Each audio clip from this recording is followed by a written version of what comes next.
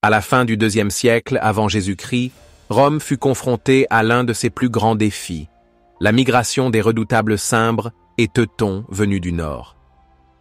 Ces tribus germaniques, connues pour leur taille massive et leur technique de combat brutale, menaçaient le cœur même de la République romaine. Dans cette vidéo, nous plongerons dans la bataille épique qui s'est déroulée au champ de Rhodie, où le légendaire général romain Caio Mario a affronté les Cimbres dans une lutte pour la survie. Quelles ont été les tactiques clés qui ont permis à Rome de l'emporter? Comment les réformes de Caio Mario ont-elles façonné l'issue de ce moment critique de l'histoire romaine? Alors que nous explorons cette bataille, restez avec nous pour découvrir comment cette confrontation a non seulement sauvé Rome, mais a également redéfini l'avenir de son armée. Avant de commencer, n'oubliez pas de vous abonner à Mythologie et Histoire, d'appuyer sur le bouton j'aime et d'activer les notifications pour ne manquer aucun futur épisode sur Rome et d'autres moments marquants de l'histoire ancienne. À la fin du IIe siècle avant Jésus-Christ, Rome est confrontée à une menace croissante venue du nord, la migration des Cimbres germaniques et de leurs alliés, les Teutons. Les Cimbres, poussés par la surpopulation et la recherche de terres fertiles, entamèrent une migration vers le sud, ce qui les amena finalement à entrer en conflit avec la République romaine. Leur première rencontre significative avec les forces romaines eut lieu en 113 avant Jésus-Christ, lorsque les Cimbres, accompagnés des Teutons, apparurent aux frontières du territoire romain. Contrairement aux tribus plus petites et désorganisées auxquelles Rome avait dû faire face auparavant, les Cimbres et les Teutons se déplaçaient comme une force massive et unifiée. Leurs premiers affrontements avec l'armée romaine ont entraîné des pertes romaines importantes, ce qui a révélé les faiblesses de la stratégie militaire de Rome. La défaite de Noreia en 113 avant Jésus-Christ provoqua une onde de choc dans toute la République, marquant le début d'une série de revers humiliants pour les légions romaines. Alors que les Cimbres poursuivaient leur raid en Gaule et dans le nord de l'Italie, leur force devint indéniable. Cette menace imminente nécessitait une réponse décisive, mais le Sénat romain avait du mal à aligner une armée efficace contre ces féroces envahisseurs du nord. Les Cimbres, de grande stature et possédant un armement redoutable, inspiraient la peur aux soldats romains peu habitués à une guerre à si grande échelle. Leur chef, en particulier le roi Boiorix, était expert dans les tactiques de guérilla, utilisant le terrain à leur avantage. Au cours des années suivantes, alors que les Cimbres et leurs alliés les Teutons poursuivaient leur campagne, le territoire romain et les routes commerciales furent gravement perturbés. La vulnérabilité de la République était pleinement démontrée, et seul le génie militaire d'un dirigeant comme Caius Marius pouvait se dresser entre Rome et une dévastation totale. Après leur victoire initiale à Noreia, les Cimbres et leurs alliés, les Teutons, continuèrent leur marche vers les territoires romains.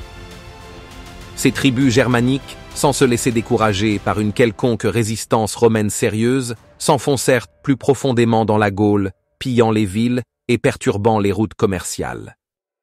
Leur progression fut rapide et implacable, motivée par l'ampleur de leurs forces migratoires. La République romaine, luttant pour monter une défense efficace, subit une série de défaites écrasantes. L'une des pertes les plus dévastatrices pour Rome eut lieu en 105 avant Jésus-Christ, lors de la bataille d'Arausio. Les légions romaines, commandées par 2 consuls rivaux qui n'ont pas réussi à coordonner leurs efforts, ont été définitivement défaites par les Cimbres. Cette bataille catastrophique a non seulement démontré les prouesses tactiques des Cimbres, mais a également mis en évidence les faiblesses internes de Rome. La nouvelle de la défaite d'Arausio se répandit rapidement dans Rome, ébranlant la confiance de la République dans ses dirigeants militaires. Les Cimbres, aux côtés des Teutons, semblaient inarrêtables alors qu'ils se déplaçaient dans les territoires du nord de la Rome antique. Leur nombre augmentait à chaque victoire, renforcé par des tribus désireuses de rejoindre la cause. La République, confrontée à des conflits politiques internes et à des pressions extérieures, ne pouvait pas se permettre de perdre davantage de terrain. Les Romains savaient que si les Cimbres n'étaient pas arrêtés rapidement, ils pourraient marcher jusqu'au cœur de Rome. Le sort de la République romaine reposait désormais entre les mains de son nouveau général, Caio Mario, dont les réformes militaires seraient testées sur les plaines des champs de bataille de Raudii, près de Vercelli. Alors que la menace des Cimbres et des Teutons se faisait plus grande, le Sénat romain nomma Caio Mario pour diriger la défense de la République. Reconnaissant que l'armée romaine traditionnelle était mal équipée pour faire face à un ennemi aussi redoutable, Marius se lança dans une série de réformes militaires audacieuses qui allaient changer à jamais la nature des légions de Rome. Sa première mesure fut de réviser le processus de recrutement, permettant aux citoyens sans terre, les capit censi, de rejoindre l'armée. Cela a transformé l'armée romaine en une force professionnelle à plein temps, ne dépendant plus des classes les plus riches pour remplir ses rangs. Les réformes de Marius ont également introduit une formation et un équipement standardisés. Les soldats étaient désormais équipés du pilum, un javelot lourd conçu pour se plier à l'impact, le rendant inutilisable par l'ennemi. Cette nouvelle arme est devenue un élément clé des tactiques de combat de la Rome antique. De plus, Marius a standardisé l'utilisation du glaive, une épée courte parfaitement adaptée au combat rapproché, qui deviendra emblématique de l'histoire romaine. Peut-être plus important encore, Marius a réorganisé la structure des légions elles-mêmes. Il les a divisées en unités plus petites et plus flexibles, appelées cohortes, ce qui permettait une plus grande maniabilité sur le champ de bataille. Ce changement fut crucial pour contrer les mouvements imprévisibles et à grande échelle des Cimbres et des Teutons. Ces légions restructurées étaient désormais capables de réagir rapidement aux menaces en maintenant leur formation même face à un nombre écrasant. À l'époque où Marius acheva ses réformes, la Rome antique disposait d'une machine militaire redoutable, capable non seulement de défendre la République, mais aussi d'écraser l'ennemi.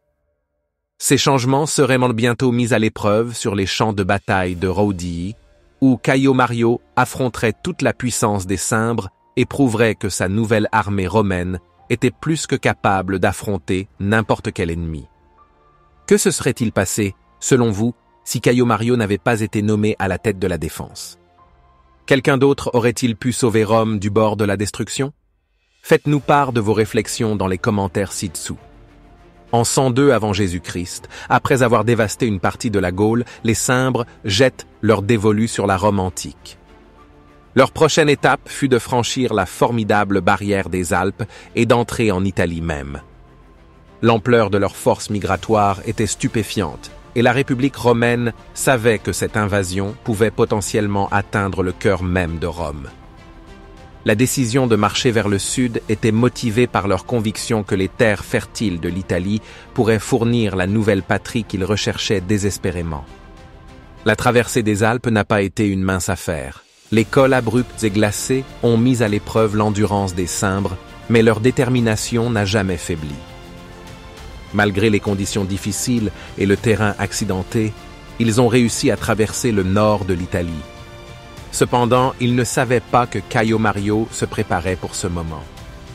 Stationnés à proximité, Marius et ses légions réformées attendaient les envahisseurs germaniques, prêts à défendre l'histoire de Rome contre la menace posée par ces redoutables guerriers.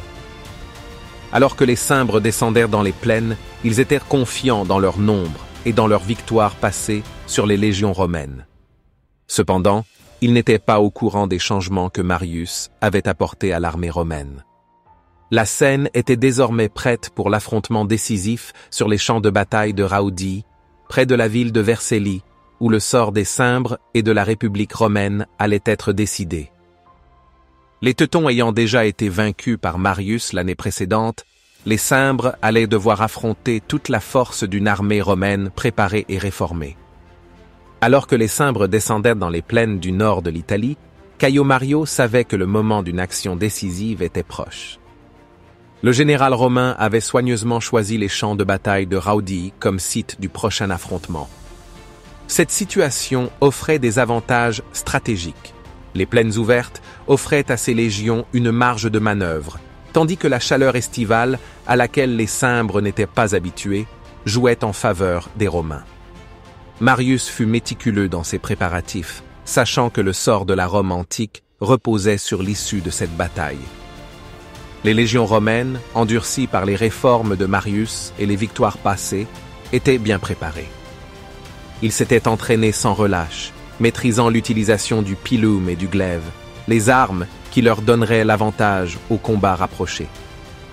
Marius s'assurait également que ses soldats transportaient leurs propres fournitures, réduisant ainsi le besoin de longues lignes de ravitaillement et leur permettant d'être plus mobiles, un facteur crucial sur les vastes plaines ouvertes des champs de bataille de Rhodie. De l'autre côté, les Cimbres, confiants grâce à leur précédente victoire sur les forces romaines, se préparaient à la bataille avec un sentiment d'invincibilité. Leur roi, Boiorix, dirigeait ses forces avec une détermination farouche, convaincu qu'il pourrait submerger les Romains par leur nombre et leur force brute. Cependant, Marius avait stratégiquement divisé ses forces, positionnant sa cavalerie sur les flancs pour encercler les Cimbres une fois les combats commencés. Il savait que la discipline et la stratégie seraient la clé de la victoire contre ces redoutables guerriers. Alors que les deux armées se faisaient face, la tension dans l'air était palpable. Si vous appréciez cette plongée dans l'histoire romaine, assurez-vous de vous abonner à Mythologie et Histoire, de donner un coup de pouce à cette vidéo et n'oubliez pas de sonner la cloche pour rester au courant des batailles les plus fascinantes, des personnages légendaires et des histoires inédites du monde antique. À l'aube, les Cimbres et les légions romaines s'affrontèrent sur le vaste champ de bataille de Rhodie. La bataille commença avec un rugissement tonitruant lorsque les Cimbres, confiants en leur nombre, lancèrent un assaut frontal massif sur les lignes romaines. Les guerriers, dominant de très haut les soldats romains, s'élancèrent avec une force brute pour tenter de briser les formations romaines. Le choc des métaux entre les deux forces entrait en collision, mais les légions romaines disciplinées, sous le commandement de Caio Mario, tinrent bon. Marius avait préparé ses hommes pour ce moment. Armés du pilum, les soldats romains lancèrent leurs javelots dans l'avancée des Cimbres, interrompant leur charge.